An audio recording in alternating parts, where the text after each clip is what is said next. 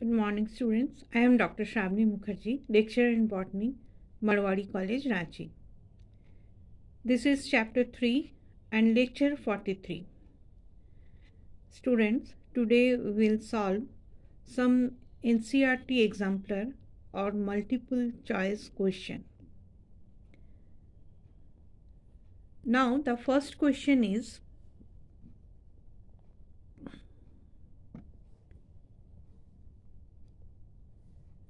cyanobacteria are classified under. तो student इसमें आपको साइनोबैक्टीरिया का क्लासिफिकेशन पूछा गया है।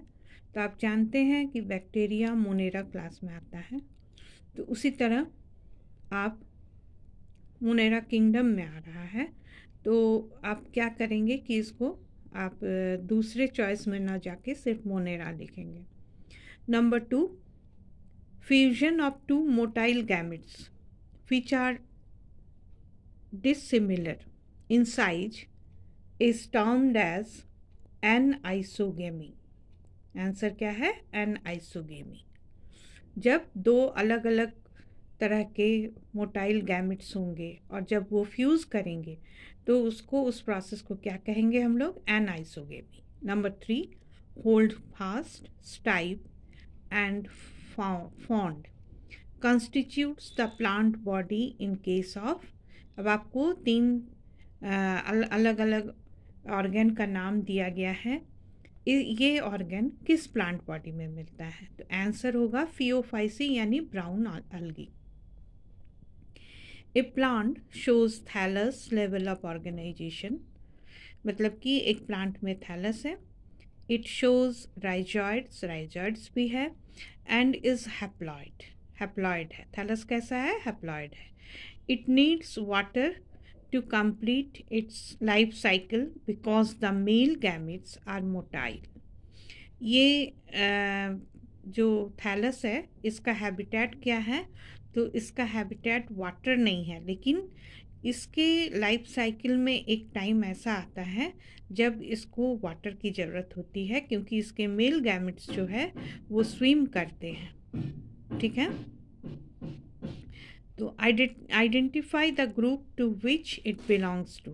तो आपको आंसर देना है ब्रायोफाइट्स. नंबर 5, ए प्रोथैलस क्या होता है?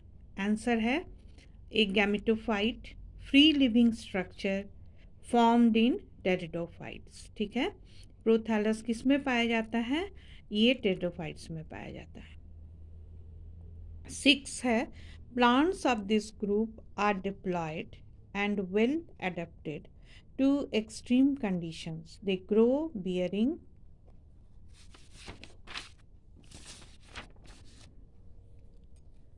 sporophylls in compact structure called cones.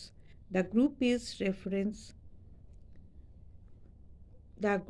reference is gymnosperms. तो स्टूडेंट्स, जब भी कोन की बात आए तो आप वहाँ पर एकदम निश्चिंत से जिम्नोस्पर्म का नाम लेंगे. Number 7, the embryo sac of an angiosperm is made up of. तो एंजियोस्पर्म का एम्ब्रायो सैक क्या चीज़ का बना होता है? आंसर है 7 सेल्स एंड 8 न्यूक्लियाई. मैं आपको फिर एक बार रिपीट कर दे रही हूँ स्टूडेंट्स कि इसमें मल्टीपल क्वेश्चंस में 4 चॉइसेस थे, वो आप बुक से भी देख लेंगे, लेकिन मैं सिर्फ वही चॉइस आपके आंसर में डाली हूँ जो सही है, ताकि आपको सिर्फ यही चॉइस याद रहे.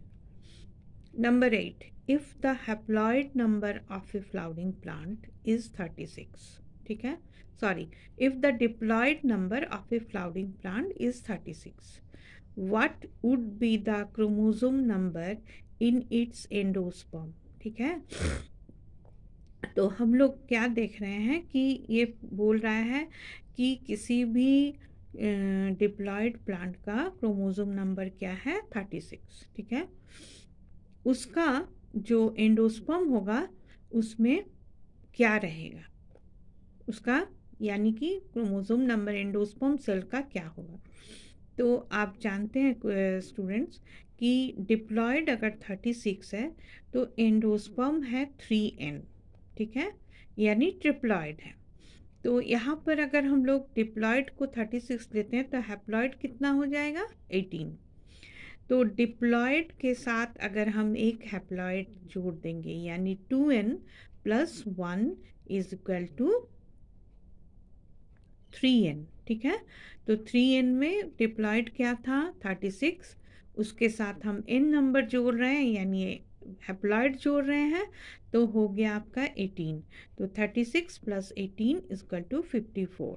तो ये क्वेश्चन कुछ खास नहीं है स्टूडेंट, खाली आपको याद रखना है कि ट्रिप्लॉयड को हम कैसे बनाएंगे। मान लीजिए ये डिजिट आपका 36 ना होकर 24 हो जाता, तो फिर यहाँ पर इस डिजिट का फिर वैल्यू बदल जाता।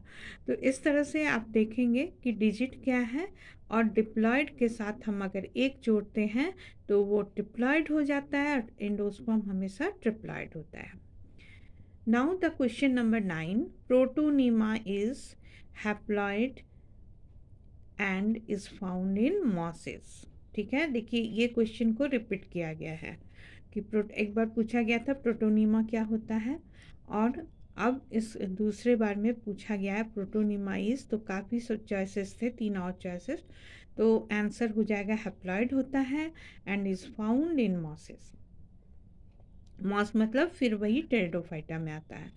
Number 10, the giant red wood tree sequoia sempervirens is a और एंड क्या होगा, ठीक है, तो इसमें होगा जिम्नोस्पर्म, ठीक है, या ये आप याद रखेंगे। ओके स्टूडेंट्स, तो इसी तरह से हम फिर दूसरे एक्सरसाइज का भी जितना भी एनसीईआरटी का ऑब्जेक्टिव टाइप क्वेश्चन है उसको सॉल्व करेंगे। लेकिन मैं फिर से आप लोग को बता दे रही हूँ कि ऑब्जेक्टिव टाइप क्वेश्चन का कोई एंड नहीं होता है, ठीक है। आप कहीं से भी किसी भी चैप्टर का ऑब्जेक्टिव टाइप क्वेश्चन आपको जहाँ भी अवेलेबल होता है आप ले और उसको प्रैक्टिस करें, तो आपके एग्ज़ाम के टाइम में फिर कोई दिक्कत नहीं होगी। एनसीईआरटी से भी आ रहा है और दूसरी जगह से भी आ सकता है। Okay students, thank you.